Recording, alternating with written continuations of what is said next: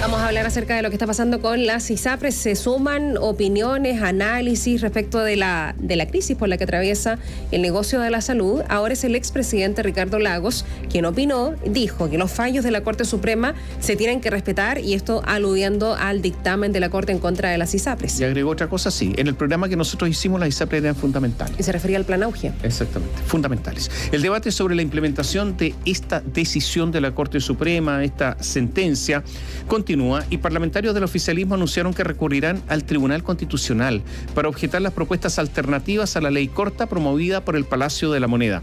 María José de la Barra, muy buenos días. Hola, María José.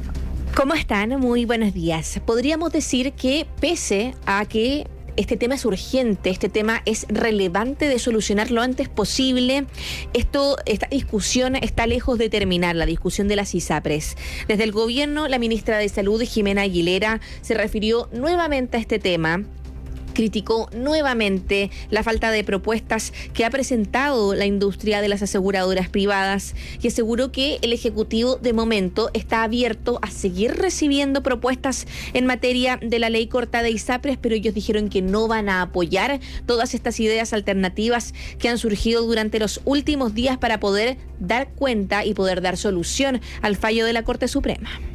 Nosotros ya expresamos que no estábamos de acuerdo con la reforma constitucional y que seguimos dispuestos a la discusión en la Comisión de Salud y estamos abiertos ahí a recibir todas las propuestas posibles. El expresidente Ricardo Lagos ayer también se refirió a esta situación, se refirió de forma escueta específicamente a la situación que está enfrentando ahora el sistema de salud. Dijo que más allá del debate, más allá de los dimes y diretes que puedan existir, lo importante es que en un Estado de Derecho y en un Estado democrático los fallos judiciales se deben cumplir. Los fallos de la Corte Suprema se respetan en Chile, entiendo yo, ¿no? En un Estado democrático.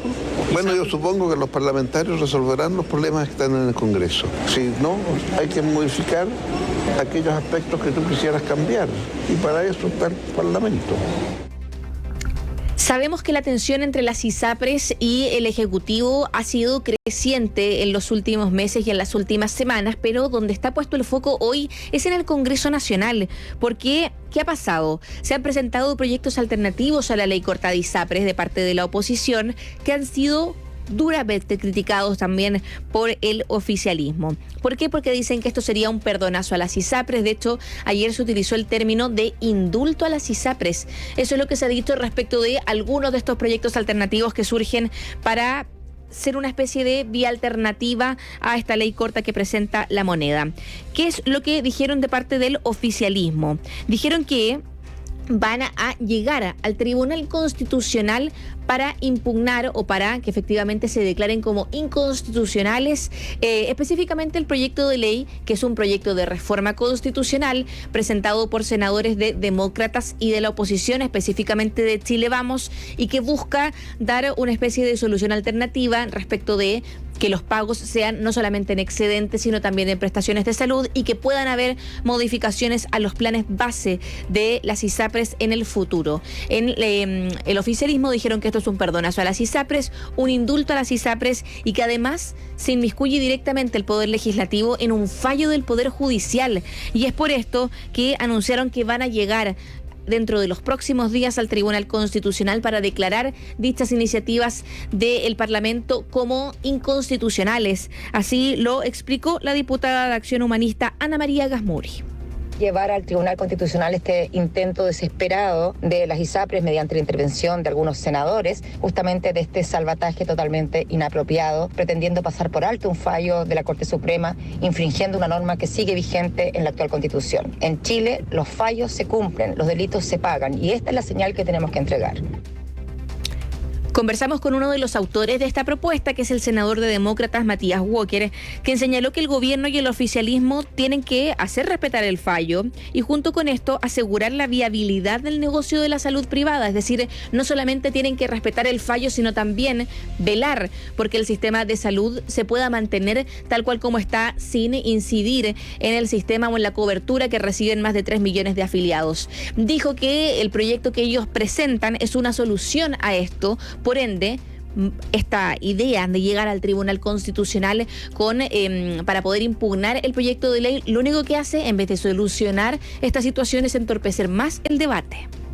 El gobierno tiene que gobernar, tiene que resolver el tema, tiene que proponer una fórmula, tal como lo hicimos nosotros, que permita el cumplimiento del fallo de la Corte Suprema y al mismo tiempo asegurar la viabilidad del sistema de manera de garantizar la continuidad de las prestaciones al sistema público y privado. El proyecto de ley corta del gobierno no lo hace. El director de FONASA, Camilo Cid, ayer conversó con el programa Podría Ser Peor de la radio y ahí descartó nuevamente que el sistema público vaya a colapsar en caso de que haya una migración de las personas que están en el sistema privado al sistema público. ¿Cuál es su respuesta? Asegura que esto se debe netamente a la idea de la modalidad de cobertura complementaria que estaría impulsándose también en esta ley corta de ISAPRES, que es una especie de solución a quienes migran del sistema. ¿Por qué? Porque se ofrece un seguro de salud complementaria, como podríamos decirle de manera ya más conocida, que sería intermediado por FONASA, que sería administrado por entes privados y que permitiría que las personas que migren al sistema de salud público también puedan atenderse en prestadores privados con una mayor cobertura financiera de los servicios. Es por esto que lo que dijo Camilo Cid es que el sistema no colapsaría, lo sabemos, son dichos que él había dicho también durante las últimas semanas y durante los últimos días. Pero respecto al tema particular de las ISAPRES, aseguró que están de acuerdo con el Ejecutivo. ¿Por qué? Porque criticó que las aseguradoras no estén por formular una propuesta. Ahora, las ISAPRES discuten de que podría haber otras interpretaciones. La verdad es que no hacen una propuesta concreta de cuáles serían esas otras interpretaciones y tampoco asumen que ellas podrían, como cualquier entidad involucrada en un proceso judicial, recurrir ellas mismas a la Corte para poder pedir que se consideren sus planteamientos, ¿no? Ustedes lo decían, ayer el expresidente Ricardo Lagos expuso en un ciclo de charlas que se llama Debate Presidencial 2050, los desafíos presidenciales 2050. Ahí hizo un amplio análisis de lo que ha sido el avance de los distintos gobiernos en materia de vivienda, de educación, respecto a temas laborales, y también se refirió al tema de salud. Dijo que los desafíos del sistema de salud siguen vigentes y tal como lo están hoy, lo estuvieron en su momento. Ahí es donde él habla de un debate que fue importante durante su gobierno, que fue todo el tema de garantizar el acceso universal con garantías explícitas a salud, lo que nosotros conocemos hoy como sistema Auge, donde efectivamente ellos tuvieron problemas con las ISAPRES. ¿Por qué? Porque se mezclaban los esfuerzos del sistema público y del sistema privado, y esto generó amplio debate, lo sabemos, porque las ISAPRES habían acusado que esto era una idea de expropiación a lo que era el sistema privado de salud. Él pone sobre la mesa esto para referirse nuevamente a que son debates que se repiten constantemente durante el tiempo y lo importante es saber hacer este equilibrio entre el sistema público y privado para mejorar la cobertura de salud de las personas. Fue escueta su intervención respecto a la situación actual, pero claro, busca poner sobre la mesa nuevamente el debate de salud y asegura que hoy tenemos un problema de que no sabemos si las ISAPRES pueden seguir subsistiendo, pero la discusión de hoy, dijo, es muy importante, tal como fue la de ayer en relación al Auge. Catherine Tomás. Mira, lo que pasa es que todo se traza, ¿no es cierto? Esto lo hemos dicho tantas veces, es desde el 2010 que está planteado el problema, no se soluciona. Al final, el problema que yo no sé qué ha pasado con los superintendentes, yo insisto en esto, porque si los superintendentes hubieran actuado, ahí esto no habría ocurrido. No hay ningún superintendente que acepte su responsabilidad. Yo no escucho a ninguno que acepte su responsabilidad. Sucesivos gobiernos de distintos signos tienen responsabilidad, no solo los gobiernos, sino que también el Congreso, porque esto tenía que solucionarse mediante leyes. Hay gobiernos que no tuvieron mayoría en el Congreso y otros que sí tuvieron mayoría en el Congreso, y por lo tanto esos que sí tenían mayoría son más responsables, obviamente, porque tenían la posibilidad de influir decisivamente entre los parlamentarios. Nada de esto ha ocurrido y por lo tanto estamos en las situaciones que estamos. Entonces, bueno, yo creo que al final esto no tiene ningún sentido. Yo creo que la Corte Suprema también tiene responsabilidad en esto. Así que todos son responsables y aquí los únicos perjudicados son las personas que no tienen ninguna posibilidad de nada, caminan por las calles, podrán alzar su voz, pero su voz se escucha a 10 metros. y no más que eso. A propósito del rol de la Superintendencia de Salud como estamento, ¿no?, independiente de quienes han estado en ese cargo, lo que dicen las ISAPRES, María José, regularmente como una parte de su defensa, es que la misma superintendencia visó lo que no debió haber visado desde el punto de vista de ajustar los planes en base a la tabla de factores, ¿no? Si eso era ilegal, de acuerdo al fallo de la Corte Suprema desde el año 2010, ¿por qué desde ahí en adelante se autorizaba, aunque fuera el mínimo, y hubo correcciones efectivamente, porque a veces era muy alto, muy por sobre lo que correspondía ajustar los planes? ¿Por qué la superintendencia visó finalmente esos ajustes en base a la tabla de factores si eso no se podía hacer? Y eso es lo que regularmente dicen las ISAPRES, ¿no?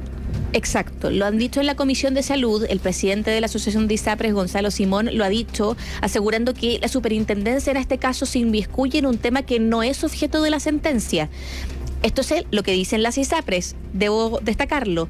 ¿Por qué? Porque aseguran que en la sentencia, en enero de este año, la Corte Suprema ratificó que la tabla de factores no era objeto de la sentencia, sino que ellos solo hablaban de devolver estos cobros indebidos, que para objeto de las ISAPRES son pagos, porque ellos aseguran que no hubo cobros indebidos, o dicen que la palabra excesos no es la correcta. Pero respecto al tema que tú dices, Catherine, ellos aseguran que la superintendencia habla de una disminución en los planes según la tabla de factores y que eso no está considerado en el fallo de la Suprema. ¿Por qué? Porque ellos aseguran que hay distintas maneras de interpretar el fallo. Oye, yo quiero agregar algo más. Parte importante de todo, esta es una crisis además financiera, ¿no es cierto?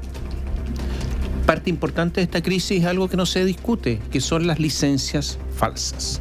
Y aquí el Estado tiene una misión fundamental, porque resulta que las licencias son reservadas, ¿no es cierto?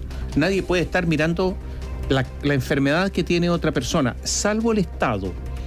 Y aquí está lleno de médicos que son delincuentes, porque emitir una sentencia falsa es un delito, y lleno de personas que se benefician y que también son delincuentes, porque estos son delitos, hay que decirlo con todas sus letras. Y en esto, en que las otras personas le suben sus planes para pagar esas licencias, pero no alcanza, también esto es un tema fundamental, ya que el Estado no dice nada, cuando es el Estado el que tiene que fiscalizar esto y además realizar las denuncias al Ministerio Público, el que tiene que investigar. El sistema ha fracasado. El tema de las licencias es insoportable. O rechazan licencias de personas que efectivamente las necesitan, o no se las pagan en el momento en que corresponde, precisamente por lo mismo, porque el sistema está funcionando tan mal que incluso llega a ser a veces automático el que la ISAPRE rechaza o disminuye la licencia, aun cuando sean muy esporádicas, etcétera, porque no funciona, porque no hay una fiscalización adecuada respecto de las licencias médicas falsas, que tienen un forado muy importante desde el punto de vista financiero. Claro, yo creo que una licencia debiera funcionar impecable, incluso no atrasarse, si es que todos fuéramos honestos. Pero no lo somos. Entonces, tenemos todo este lío también de las licencias falsas, en que también, hay que decirlo, hay personas que se benefician con esto como si fuera algo normal.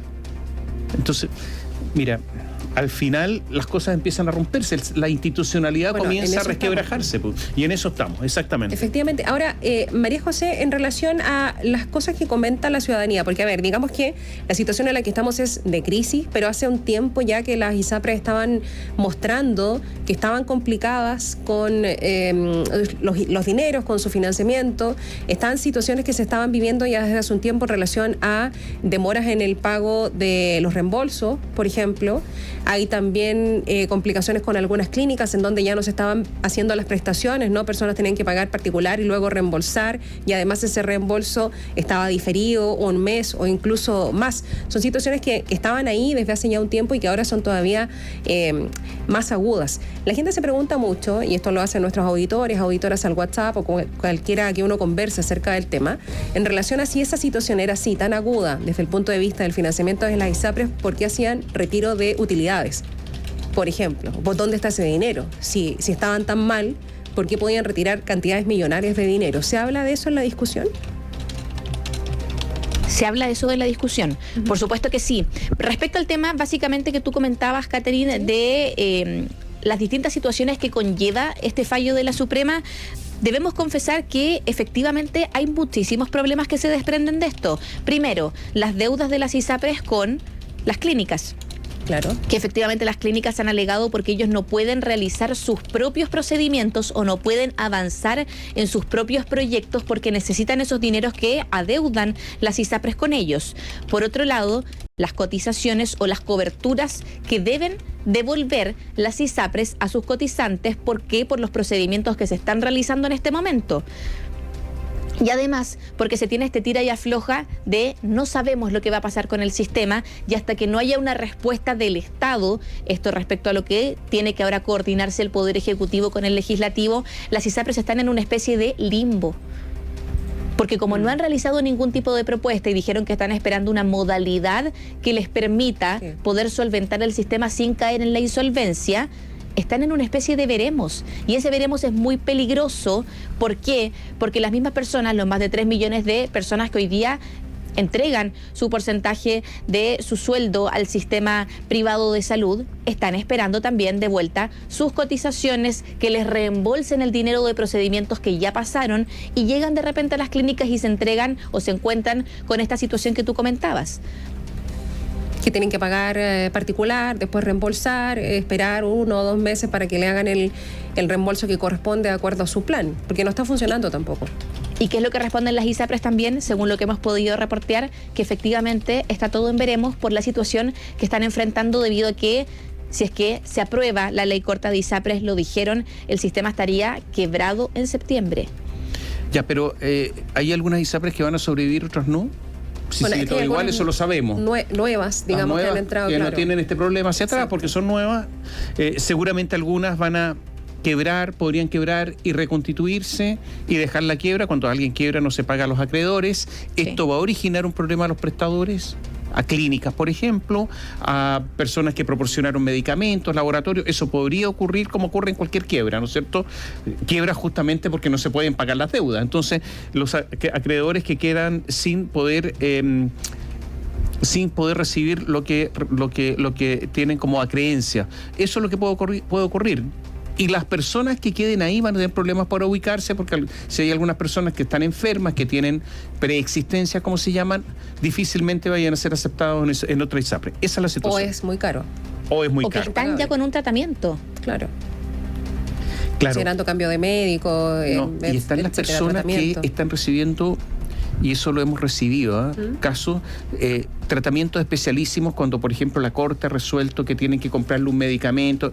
Esas personas que están siendo financiadas por las ISAPRES, va a costar mucho que en el sistema público reciban el mismo tratamiento. Efectivamente hemos recibido ese tipo de casos aquí en Biobío, de personas que están preocupadas por su situación personal, esas situaciones específicas. Gracias, María José. Que estén bien, buenos días. Chao, María José, igual tú, hasta pronto. A propósito de los efectos que están golpeando ya a los beneficiarios de las ISAPRES, mencionábamos algunos en la conversación. La crisis que están atravesando las ISAPRES no solo se puede observar en este debate que se desarrolla en la búsqueda de garantizar la viabilidad del sistema de aseguramiento privado, porque los efectos ya están golpeando, y hace un tiempo ya, a los afiliados. De hecho, los reclamos de los afiliados contra sus aseguradoras, contra las ISAPRES, en la Superintendencia de Salud han aumentado en el último tiempo. En 2022 se ingresaron 312.301 reclamos a nivel nacional, lo que representa un aumento, escuche bien, del 614% comparado con igual periodo del año anterior. Y sin embargo, este explosivo incremento está explicado principalmente por 2 materias que representan el 90% de los reclamos. Por un lado, está la adecuación de los precios base, que acumula la mitad, el 50%. Son 154.795 reclamos concentrados su ingreso en el último trimestre, y la materia de reajustabilidad de planes de salud, que tiene un 40%, con 124.584 reclamos. Entre septiembre y diciembre del año pasado ingresaron 82.294 reclamos, debido a lo que ordenó la Corte Suprema en relación al proceso de adecuación de 2022. Ahora, estos no son los únicos tipos de reclamos que recibe la entidad fiscalizadora. Si se analiza el número de ingresos, dejando de lado estas 2 materias, durante 2021 y 2022 se produce un alza de 53,9% de las quejas por otras razones, como problemas de coberturas, pasando de 21.000 a 33.000 en solo un año. Y esto lo cuenta el diario Mercurio en una crónica del ejemplo de un paciente, una persona llamada Jaime, de 60 años, mantiene un plan de salud con su ISAPRE desde hace más de 10 años. Justamente fue esa ISAPRE la que le cubrió prácticamente todos los gastos de cirugía, que hace 7 años le implantaron un marcapasos y un desfibrilador. Pero los problemas comenzaron recientemente cuando en 2021 tuvo que someterse a una nueva cirugía para renovar la batería del aparato, o sea, del marcapasos.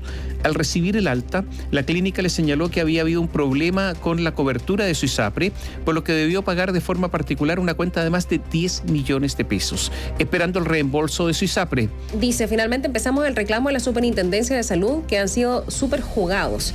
En agosto de 2022, la Superintendencia resolvió que tenían que pagar todo, igual que en la primera cirugía, pero estamos en gestión del cumplimiento desde ese entonces. La ISAPRE de a poco ha ido pagando, pero aún faltan por pagar cerca de 4 millones de pesos. El desgaste emocional y económico es gigante. Tuvimos que pagar con tarjeta de crédito, en cuotas, con interés.